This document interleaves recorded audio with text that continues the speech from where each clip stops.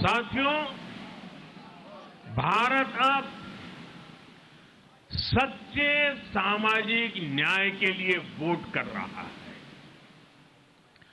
जहां हर परिवार को समानता, सम्मान और अवसर मिलते हैं और जहां अब तुष्टीकरण की कोई जगह नहीं, लेकिन तुष्टीकरण की जगह ले ली है संतुष्टीकरण ने।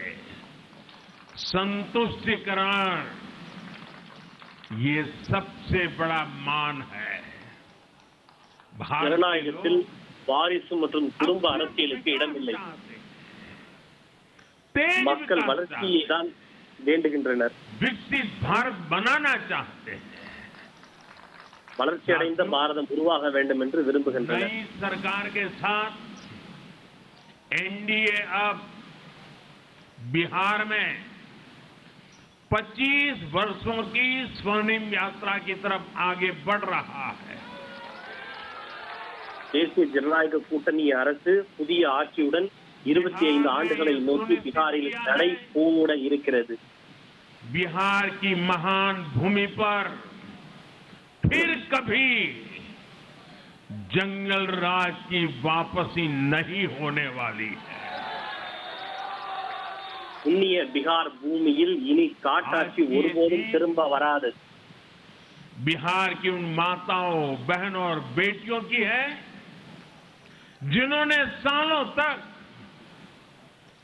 आरजेडी के शासन में जंगल राज का आतंक झेला है. बिहारिन தாய்மார்கள், சகோதரிகள், மகள்கள் காட்டு ஆட்சியினுடைய அந்த கோரத்தை அவர்கள் அனுபவித்திருக்கின்றனர். कांग्रेस और लाल झंडे वालों के आतंक के कारण बर्बाद किया गया. அதே போல बिहारिल சிகப்பு தீவிரவாதத்தாலும் மக்கள் கடுமையான பாதிப்பை எதிர்கொண்டனர். आतंक के वो दिन इतिहास बन गए हैं. बिहार विकास के रास्ते पर आगे बढ़ रहा है. ஆனால் बिहार இன்று வளர்ச்சியின் பாதையில் முன்னேறி நடைபோட்டுக் கொண்டிருக்கிறது. இந்த பாதையை யாராலும் தடுத்து நிறுத்த முடியாது. आज के ये परिणाम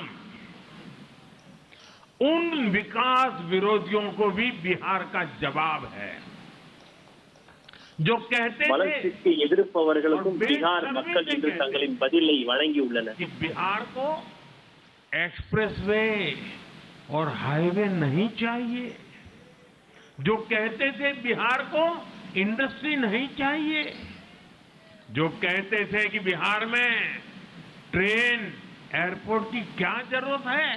बिहारिल வளர்ச்சி தேவையில்லை, எக்ஸ்பிரஸ் விரைவு வழிச்சாலை தேவையில்லை, சாலைகள் தேவையில்லை, விமான நிலையம் தேவையில்லை என்று வளர்ச்சிக்கு தடையாக விரோதமாக இருந்தவர்களுக்கும் இன்று மக்கள் பதிலை வழங்கியுள்ளனர்.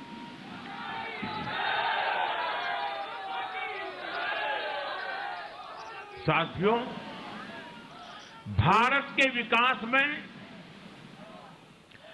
बिहार के लोगों की बहुत बड़ी भूमिका रही है, लेकिन जिन लोगों ने दशकों तक देश पर शासन किया, उन लोगों ने हमेशा बिहार की एक झूठी छवि बनाई. इन लोगों ने बिहार को बदनाम किया. इन लोगों ने न बिहार के गौरवशाली अतीत का सम्मान किया, न बिहार की परंपरा और संस्कृति का आदर किया, और न यहाँ के लोगों की பல ஆண்டுகளாக ஆட்சி செய்தவர்கள் बिहाருக்கு இழிவான பெயரையே ஏற்படுத்தி இருக்கின்றனர். बिहाருக்கு பெருமை சேர்த்து அவர்கள் எந்த முயற்சியும் மேற்கொள்ளவில்லை. பல ஆண்டுகளாக அவர்கள் ஆட்சி செய்த போதுக்கு बिहाருக்கு கிடைத்தது அவப்பெயர் மட்டும்தான்.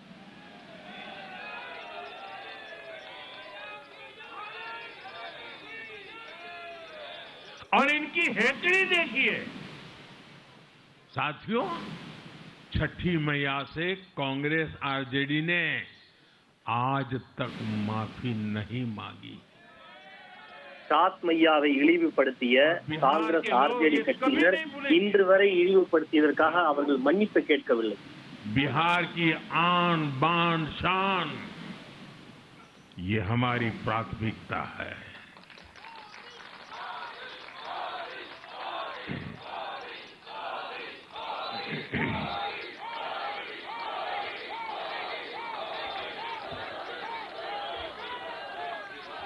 हमारी सरकार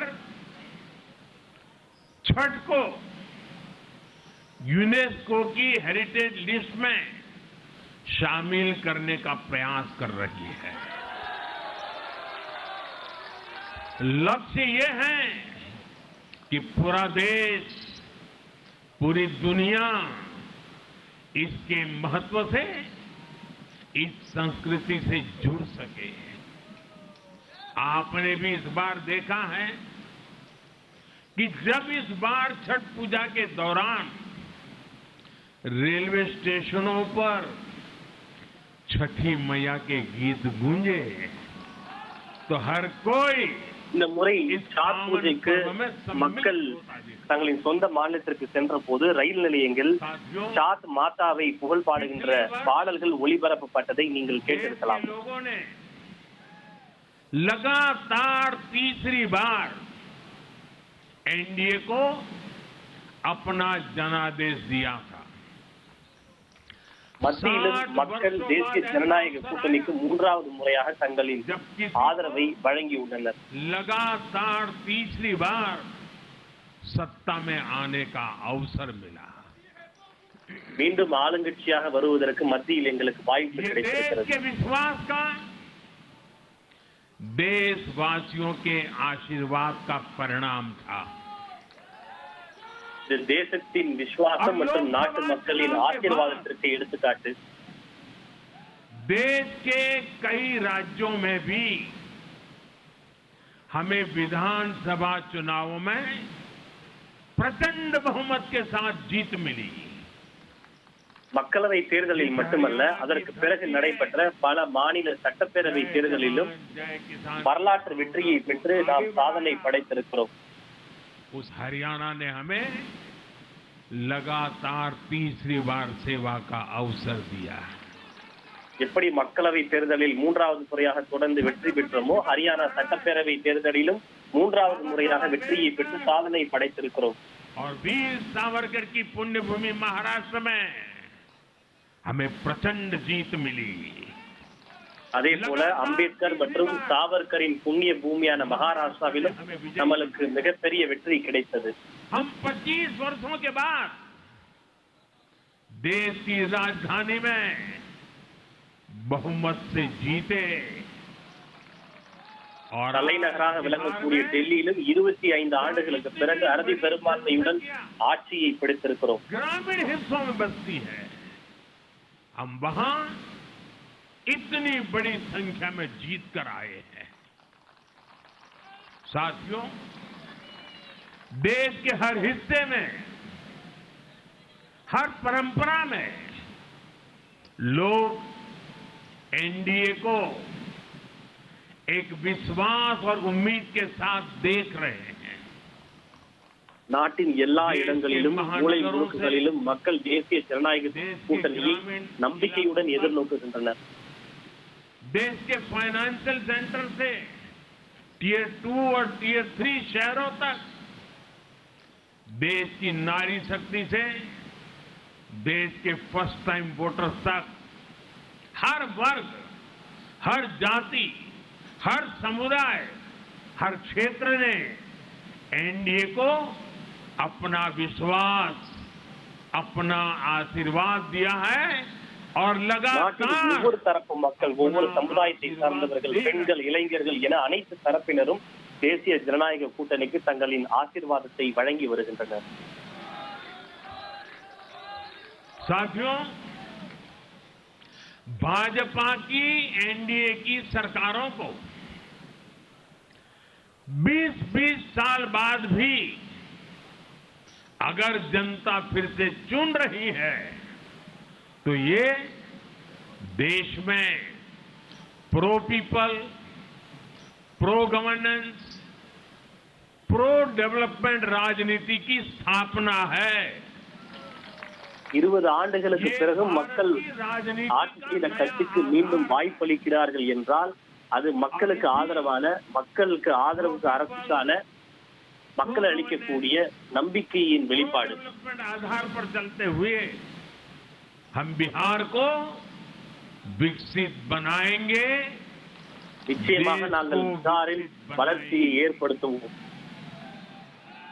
साथियों, जिस पार्टी ने दशकों तक देश पर राज किया,